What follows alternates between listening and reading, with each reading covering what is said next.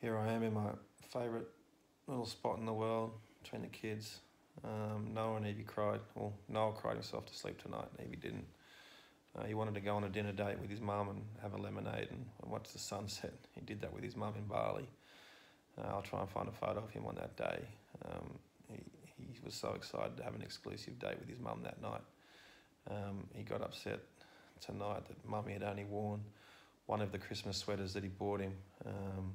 She never got to wear the other one.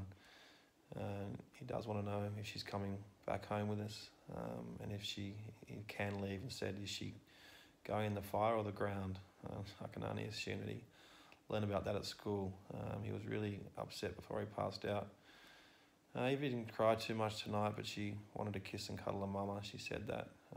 She asked who was going to wear mama's clothes, and I said, you can wear them when you're big, but she said that she didn't want to, that she wanted mum to wear them.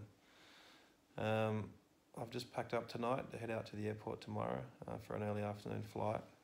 10 weeks here, including Christmas with the kids. I mean, we've pretty much doubled our luggage. Alicia and Linda just boarded a couple of hours ago and they're on their way home, which is great. And Les, Noah and Evie and I fly out tomorrow together. And my mum and sister will stay and tidy up the apartment and stuff and leave in a few days. I've got a pretty strange feeling about leaving here. It's a feeling that's hard to explain. I'm not going to attempt to try and break it down. I don't really feel like, analysing my thoughts and feelings right now, but I'll be happy to share in time. I'm just going to thank the kids tonight. They've just been absolutely amazing. We've always talked about going skiing for a few days, going on a fast train to Amsterdam. We've even talked about going to Euro Disney in the last couple of weeks before Lou took a turn. And we didn't do any of that. We didn't get close. They've pretty much been based in a small town for 2.5 months. I've done my best to entertain them here and there for a few hours when I can, but we've never done close to what we sold them on. Lou wasn't able to spend any time with them. She never joined us on an outing. The furthermost we got her was just down to the local park down at the end of the street here, and that was that was in a wheelchair. Noah and Evie, they just really stepped it up. I took Lou off to treatment every day for the first month we were here, and were gone all day, and they never cried or complained when we left. I had to take Lou away for a whole week at one stage, and we didn't see the kids at all. I think I squeezed in one Skype session in that whole week. Lou and I only just made it back late on Christmas Eve to see them, and since New Year's Day, they didn't see their mum at all. The last time they saw her, she was in a coma and she couldn't cuddle and kiss them back. So, even the last few nights, Noah and Eve would beg me to stay with them. And I'd put them both into bed, and even though Noah wanted me to stay so bad, he would whisper a secret in my ear and he'd say, Daddy, let's all hop into bed. When Evie's asleep, you can go and see Mama, and I'll go out there and watch TV with Auntie Boo. I mean, that's some serious maturity for a 5-year-old. He knew how much his mum needed me at that time, and he sacrificed his own time for his. And he always fell asleep anyway, and then I'd sneak out and rush back and see Lou. But then they'd wake up in the morning and I wasn't in the bed, and they never complained. So credit goes to Linda and Les and my mum and sister for the way the kids were managed. But Noah and Evie, they were shattered when I told them that their mum had died yesterday. Noah tried to bury his face in the lounge and just didn't want to hear it. As soon as I told him I had something to tell him and it was serious, he just wanted the world to swallow him up.